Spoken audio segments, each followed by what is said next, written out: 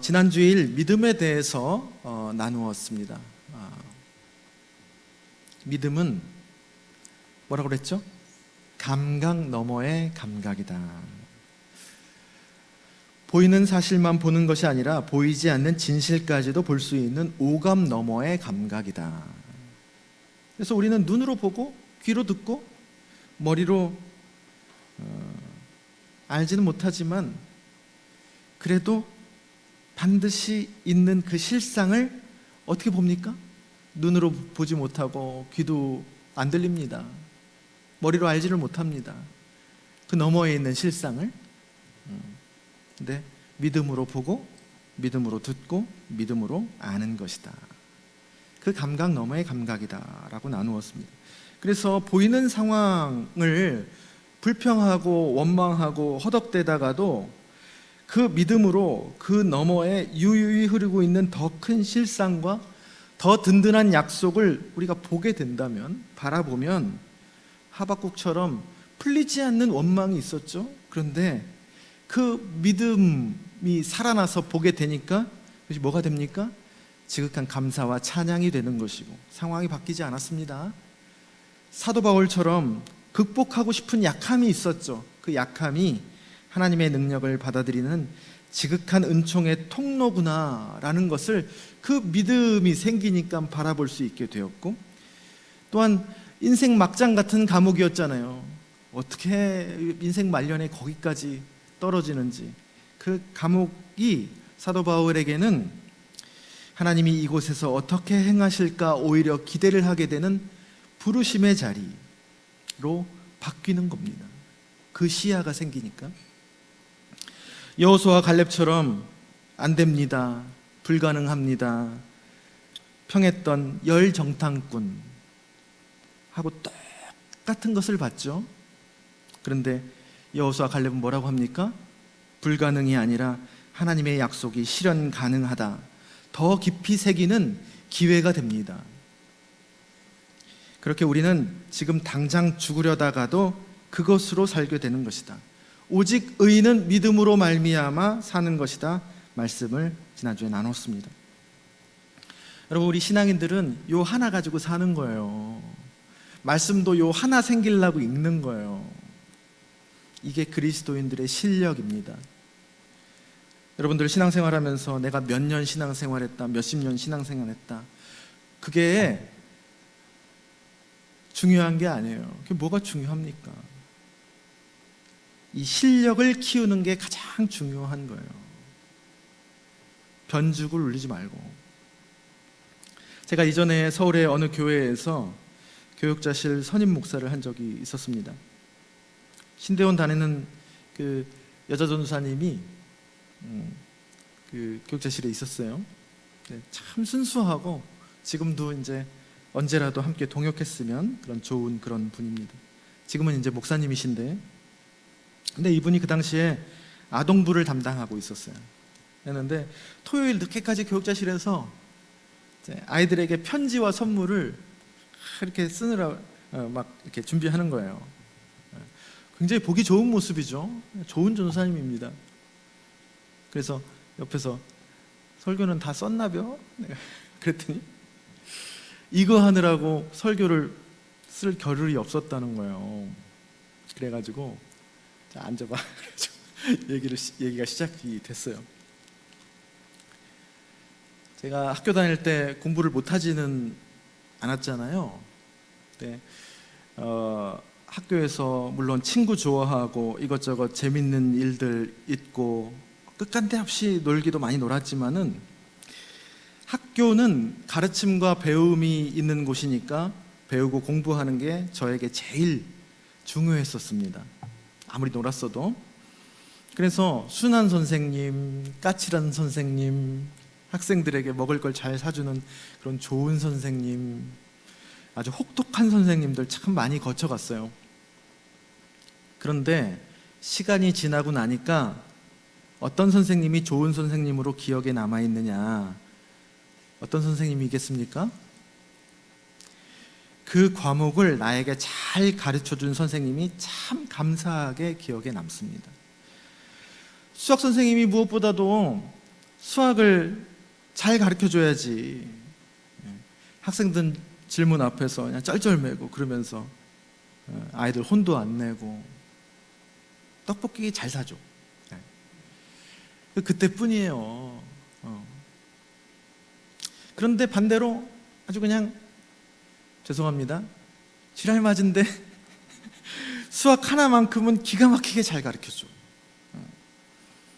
그러면 좀 아쉽죠. 아쉽지만 좋은 선생님이에요. 그리고 시간이 흘러가면 그분이 참 고마워요. 식당에 갔는데 음식 맛은 형편이 없어. 그런데 인테리어는 잘 돼 있고 엄청 친절해. 여러분 다시 가겠습니까? 그 식당? 근데 반대로 완전 맛집이야. 근데 보통 맛집들 그렇지 않습니까? 허름하고 주차할 때도 별로 없고 항상 분친절해. 손님이 왕인데 손님이 왕이 아니라 식당이 갑이야. 그래도 어떡합니까? 나중에 다시 갑니다. 줄 서요, 줄을. 제주도에 어느 돈가스 집 아십니까? 줄을 끝도 없이 서는데 그 줄이 입장줄이 아니에요. 그 다음날 예약할 수 있는 번호표 받는 줄이 끝도 없이 서 있는 거예요. 거기 들어가는 사람들 보면 꼭 천국에 들어가는 것 같아요. 부자와 나서로 본문도 생각나고 돈가스 하나만 찍어갖고 나한테 줘. 이 사장님은 하루에 돈가스 100개만 생각합니다. 100개만 딱 팔아. 그것만 생각해. 어떻게 하면 돈가스를 더 맛있게 만들 수 있을까? 근데 그러는 거예요. 그래서 그 전도사님에게 이런 얘기를 해줬어요. 교육자는 어쨌든 말씀과 기도로 승부를 보는 사람이고 그런 역할을 맡고 충실하라고 부르심을 받은 사람이다. 근데 정작 수학 실력, 맛 이런 건 제쳐두고 좋게 하고 다른 일 하느라 겨를이 없어. 그럼 나중에 학생들이 알거든요. 손님들이 맛 한번 보면 알아. 주인이 바뀌었나? 아주 민감합니다. 교육자는 말씀과 기도에 전무하도록 부르심을 받은 사람이기 때문에 그 일을 먼저 충실하게 하는 것, 교인들에게 말씀의 맛, 기도의 깊이를 안내해주고 그를 통해서 성도 각각과 하나님과의 관계를 더 친밀하게 이끌어주는 것, 그게 진짜 실력이다. 그러고 나서 나머지 것들은 하나씩 보완해서 나가면 좋은 거지, 충분 조건이지. 식당이 맛없어서 인테리어나 친절로 대충 때우거나 수학 선생님이 수학 실력 떨어져서 애들한테 떡볶이 사주면서 좋은 선생으로 남아있고 싶거나 교육자가 말씀과 기도라는 알맹이가 빈약해서 성도들 비위 맞춰주는 것으로 이게 영혼을 돌보는 것이다, 그렇게 생각을 하면 그건 솔직히 쉽게 가고 싶은 것이고 하나님과 스스로를 기만하는 것이다. 그 얘기를 전사님한테 앉혀놓고 한 거예요. 그 전사님이 어떻게 들으면 참 기분 나쁠 법 하잖아요. 근데 정말 썩 좋게 받아들이셨어요. 나름 충격이었나 봐요. 그래서 사역의 우선순위를 확 바꾸는 게 느껴지더라고요. 그래서 그분이 저 나가고 난 이후에도 그 교회에 8년을 더 계셨어요. 그러면서 그 교회에서 목사 안수도 거기서 받으시고 그분이 떠난 이후에도 그곳 교인들이 늘 그리워합니다. 저도 언젠가 기회가 되면 꼭 모시고 싶은 그런 훌륭한 교육자가 되었습니다. 여러분, 교회도 마찬가지예요. 교회에서 여러 가지 많이 할 수 있습니다. 먹기도 하고 교제도 하고 찬양하고 기도하면서 속을 좀 풀기도 하고 문화센터 같이 배우기도 하고 지역사회 봉사도 하고 그럴 수 있어요. 그거 필요할 때도 있고. 그런데 그거는 가만 생각해 보면 굳이 교회가 아니더라도 다른 데에서 할 수 있는 것입니다. 교회에서 여러분들 헌금 내시잖아요. 많이 내시잖아요. 그걸로 그 헌금 내신 걸로 다른 데 가서 그거면 다 할 수 있습니다. 대우받으면서 할 수 있습니다. 근데 그거 한다고 교회가 교회 되는 게 아니라는 거예요.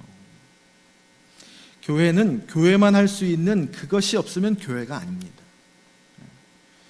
교회라는 이름만 가진 사교 모임이 될 수 있고, 그 이름을 가진 동호회, 속 푸는 상담소 같은 데고, 문화센터, 봉사기관, 교회라는 이름의 것이 될 수 있다는 거예요. 교회가 교회라고 할 수 있기 위해서는 이런 것들이 다 없어도 뭐가 있어야 돼요? 뭐가 있어야 됩니까? 믿음이 있어야 되는 거예요. 믿음. 아무리 다른 곳에서도 할 수 있는 그럴듯한 기능과 사역을 다 한다 해도 이 믿음이 없이는 히브리서 11장 말씀처럼 하나님이 기뻐하시는 교회가 될 수 없고, 더 나아가서 그거는 교회가 아닙니다. 이 믿음이 교회의 실력입니다. 그래서 그 어느 곳보다 세상 가치관이 더 짙게 배어있는 빌립보 가이사랴 한복판에서 아무 돈도 아무 힘도 없는 예수 당신이 우리의 주님이시고 하나님의 아들 구원자 그리스도이시다라는 것을 성령을 통해서 눈이 확 열려버렸던 그 베드로의 고백, 그 믿음의 고백 위에 뭐를 세우겠다 그러셨습니까? 교회를 세우겠다라고 예수님이 말씀하신 거예요. 그 고백이 있어야, 그 믿음이 있어야 교회라는 얘기입니다. 그게 반석이라는 얘기예요. 그게 없으면 교회가 아니라는 얘기입니다. 이것만 있으면 그런 여러 가지 사역이나 봉사 안 해도, 심지어 건물이 없어도, 심지어 제가 가끔 얘기하지만 교회에서 교회자를 빼도 그것은 훌륭한 교회라는 겁니다. 성경에서 약속한 음부의 권세까지 이길 수 있는 교회의 능력이 나타나는 그런 진정한 교회라는 겁니다. 그래서 여러분, 우리가 어쨌든 신앙을 선택했잖아요. 신앙을 선택했으면 이 믿음의 욕심을 냈으면 좋겠습니다. 안 그러면 너무 억울해. 너무 억울해. 예수 믿는 재미를 얻어야지, 믿음의 재미를 얻어야지, 교회에서 예수 믿는 딴 재미를 얻으면 너무 억울해요. 너무 아까워. 시간과 에너지와 돈. 지난주 설교 때 613개의 계명, 하나님의 말씀 있다고 했잖아요. 그 계명이 결국 미가서, 우리가 파송찬양으로 부르는 미가서 6장 8절 세 가지, 공의와 인애, 하나님과 동행하는 것으로 압축되었다. 또 그것을 하박국 2장 4절 뭐죠? 오직 의인은 믿음으로 말미암아 산다. 이 믿음 안에 다 압축시켜 놨다라고 탈무드가 말했다라는 내용을 나누었잖아요. 우리가 예배하고 성경 읽고 기도하고 헌금하고 봉사하고 밖에서 또 말씀대로 살고 하는 그 모든 것들이 다 이 믿음이라는 안목과 그 근육을 키우는 것으로 이어지고 수렴되고, 그 믿음의 관점으로 우리가 또 절절히 예배를 드리고, 또 감동하면서 성경을 읽고, 깊게 기도하고, 기꺼이 또 기쁘게 봉사하고 내어주면서 나의 삶이 또 상황이 어렵더라도 이게 하나님의 부르심의 자리구나, 그렇게 감사한 삶으로 이어진다는 겁니다. 그것이 다시 믿음을 단단하게 하는 재료로 쓰임받는 것, 그렇게 믿음으로 믿음에 이르게 되는 것이 우리 그리스도인과 교회가 반드시 해야 할 일이고, 이것이 바로 그리스도인과 교회의 실력이고 알맹이라는 뜻입니다. 계속 시너지를 일으키는 거예요. 믿음이 생기고 그 믿음이 우리 믿음의 행위를 더 풍성하게 만들고, 그 풍성해진 믿음의 행위가 다시 믿음을 더 깊게 만들고 계속 되는 겁니다. 오늘 본문의 아브라함 누굽니까, 여러분? 우리의 조상이죠. 어떤 조상입니까? 믿음의 조상이죠. 그러면 이 아브라함에게 무엇을 배워야 되겠습니까?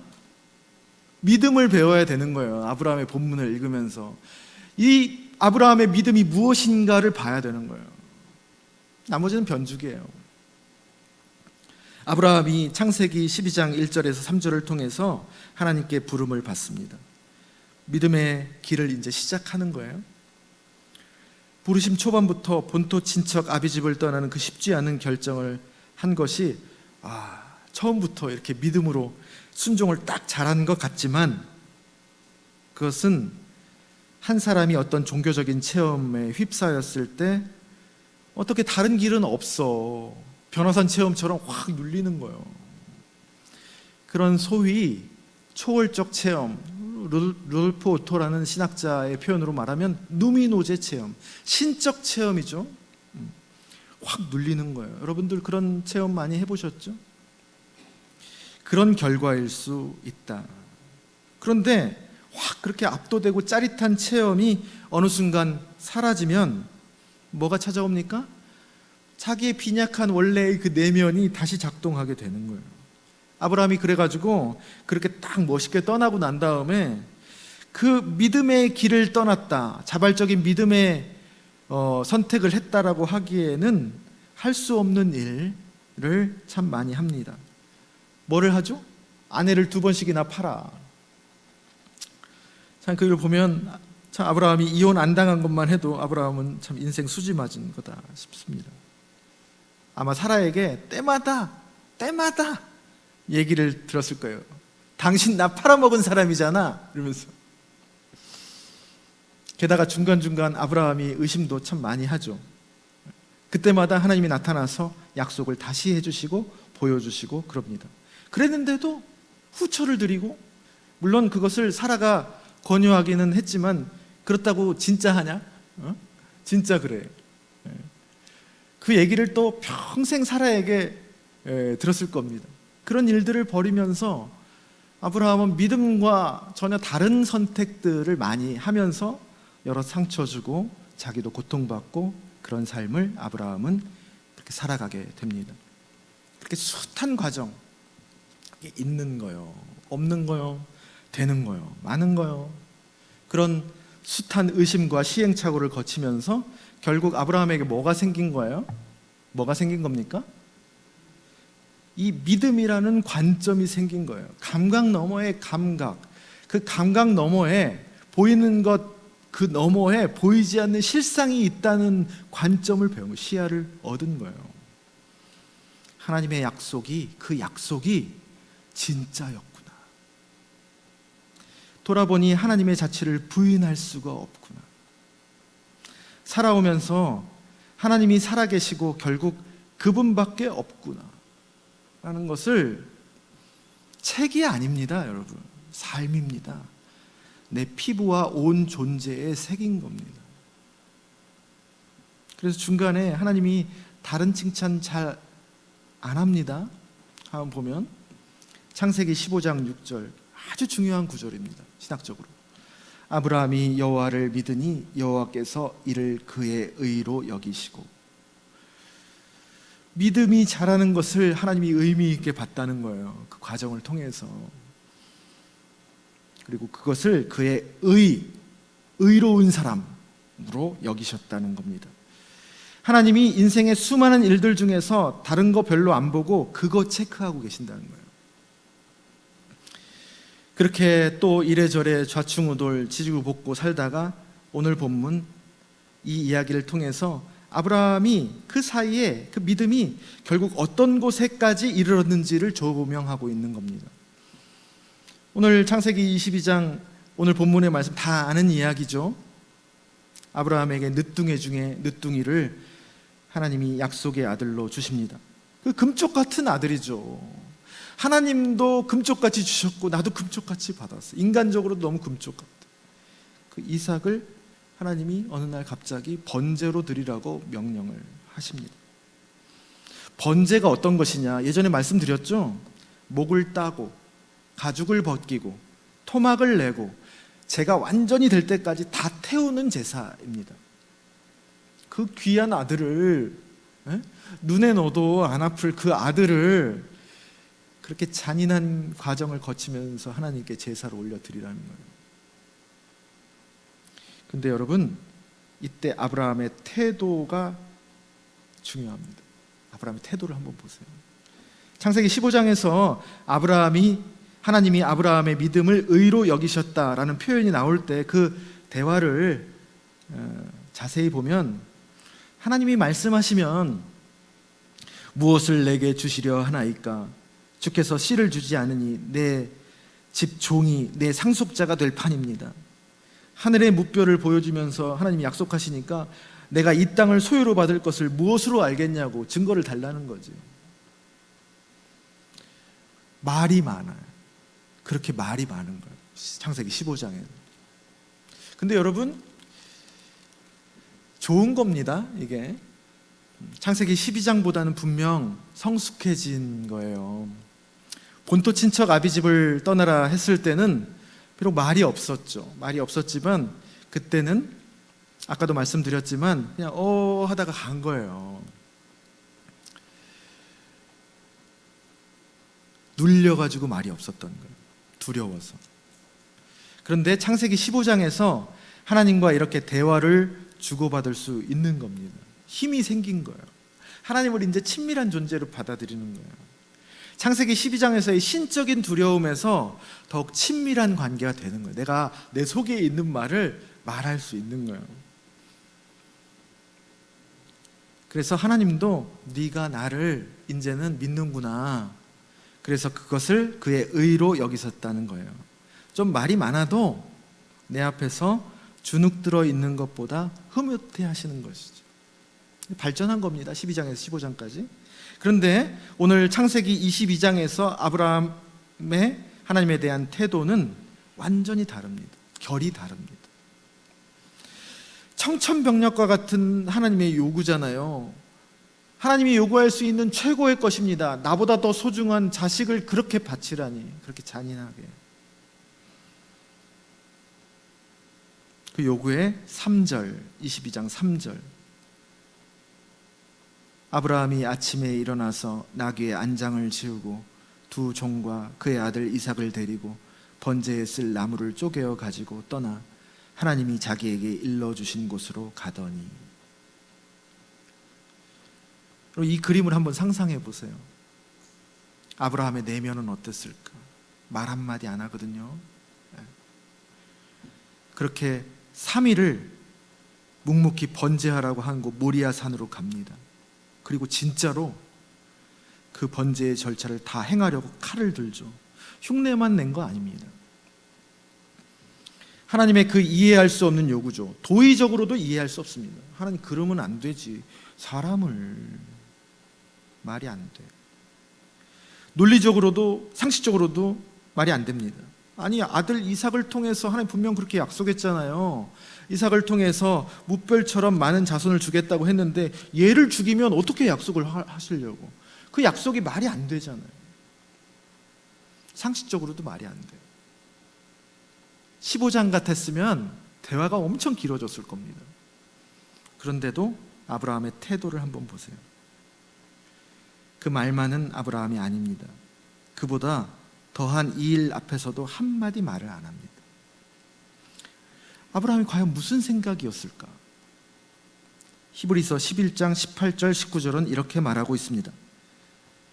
그에게 이미 말씀하시기를 내 자손이라 칭할 자는 이삭으로 말미암으리라 하셨으니 그가 하나님이 능히 이삭을 죽은 자 가운데서 다시 살리실 줄로 생각한지라. 하나님의 약속이 있으면 논리적으로 얘 죽이면 어떻게 하려고, 씨를 어떻게 하려고 생각이 있으시겠지. 죽이고 다시 살려서라도 그 약속을 이어가시겠지 라고 생각한 거예요.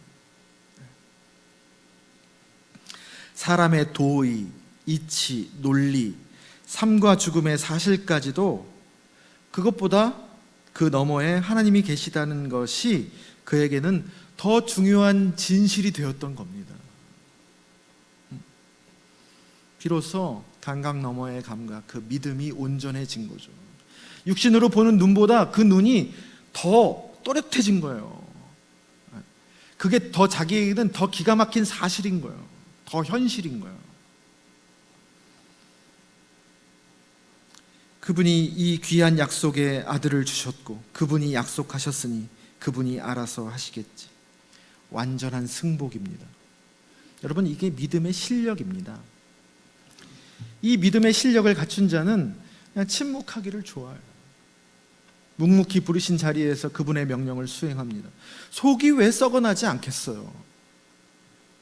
그래도 그분이 시작부터 끝까지 그분이 행하신다는 것을 온전히 받아들이는 겁니다.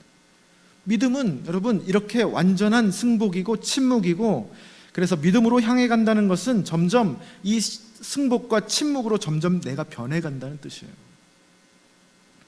모세가 광야에서 백성들의 얼토당토안한 불평과 원망을 듣게 되죠.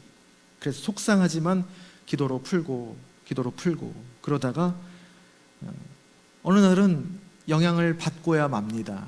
그래서 실수를 하죠. 출애굽기에서는 불평하는 백성들 앞에서 반석을 쳐서 물을 냅니다. 그건 하나님이 시키는 대로 하는 거 맞습니다. 그런데 민수기 20장 무리바에서는 하나님이 어떻게 명령하시죠? 지팡이를 들고 명령만 하라고 해요. 근데 화를 내면서 반석을 2번 칩니다. 제가 그걸 보면서 얼마나 답답했으면 그랬을까. 그리고 거기에다가 모세가 그때 심리적인 상황이 자기가 제일 어렸을 때부터 심리적인 의지처였죠. 엄마였어요. 거의 누이 미리암이 죽었거든요. 바로 전에 그 미리암이 죽고 나서 마음이 균형이 깨졌을 때 일어난 일이라 그 행동을 이해 못할 바도 아닙니다. 그런데 그때 그 행동을 하면서 한 말이 있어요. 반석을 2번 치면서 우리가 너희를 위하여 이 반석에서 물을 내랴. 그건 여러분 그때는 그게 하나님의 일이 아니라 모세의 일이 되었던 겁니다. 우리가 너희를 위하여. 우리가 하나님의 일을 하면서 막 화가 나고 원망이 될 때 있죠. 그것이 어느새 내 일이라고 생각되었을 때 그렇습니다.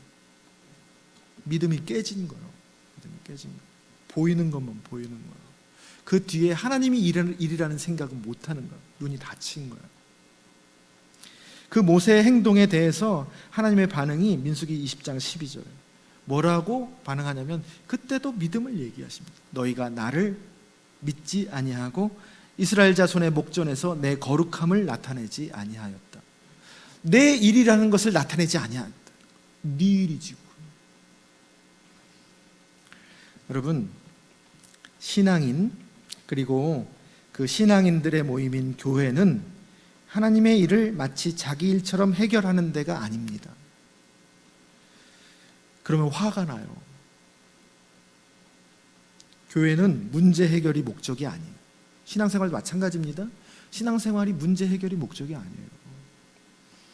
문제 해결은 꼭 믿음이 아니라도 세상 사람들도 다 할 수 있어요.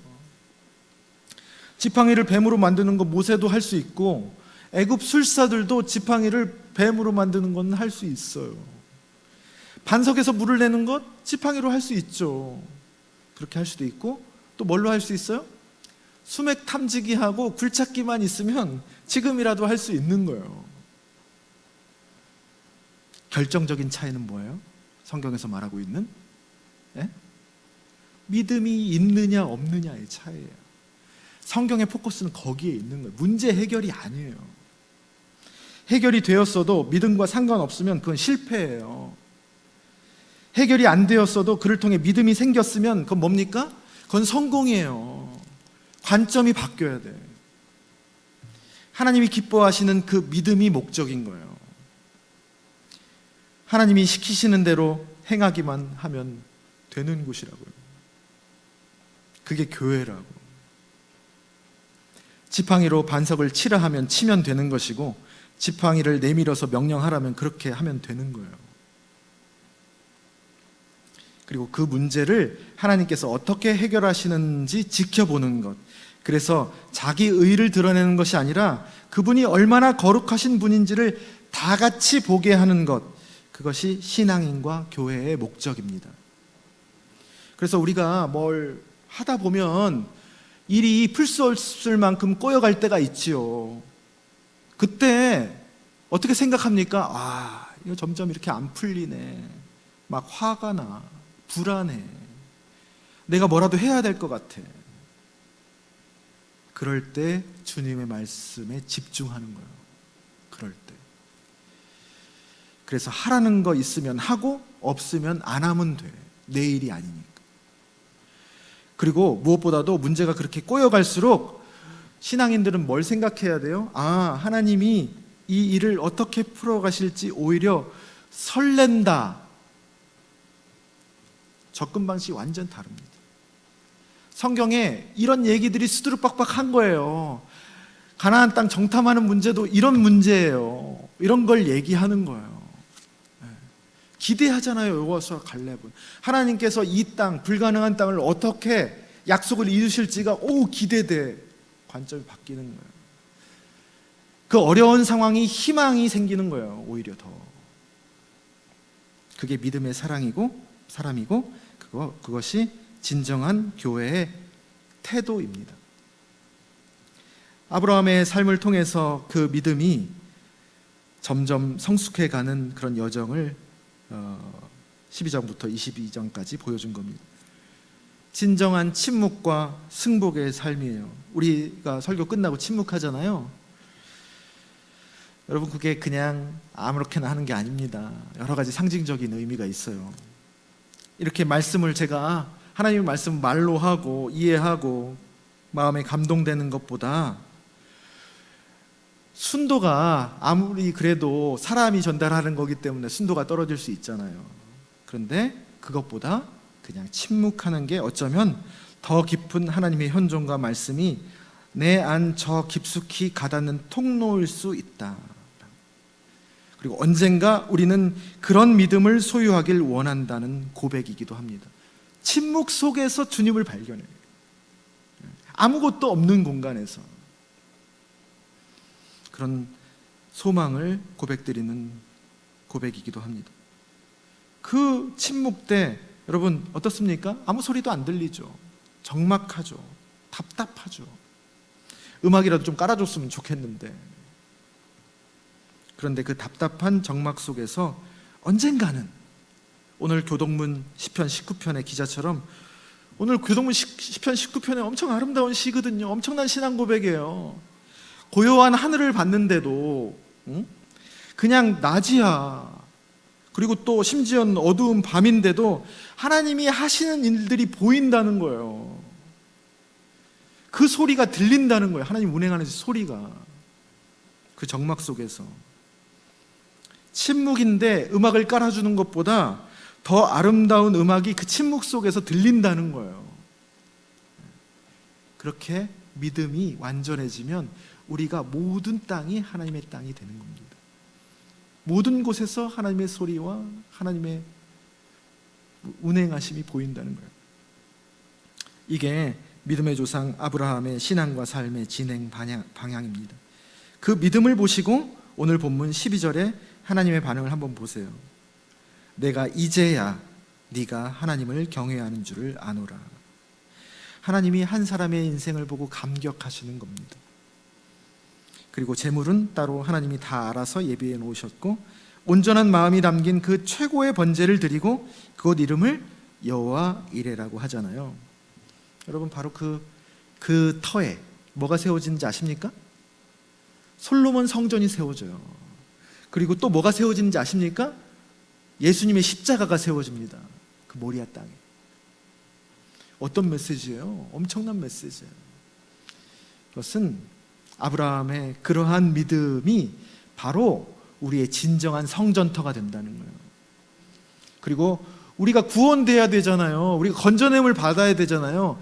그 터가 바로 구원의 유일한 통로이기도 하다라는 겁니다. 사랑하는 낮은동산교회 성도 여러분, 우리 교회가 이런 믿음으로 점점 향해 갔으면 좋겠습니다.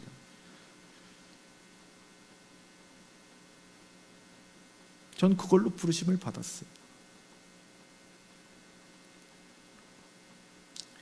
그 부르심을 왜곡하지 않으려고 애쓸 겁니다. 그러면 하나님이 하실 겁니다. 어떻게 해요? 나도 몰라. 여러분들은 아세요?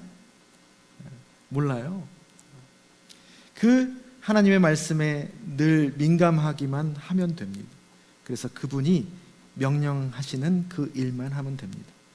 그리고 말하기보다 묵묵하게 그 부르심에 충실하는 거예요.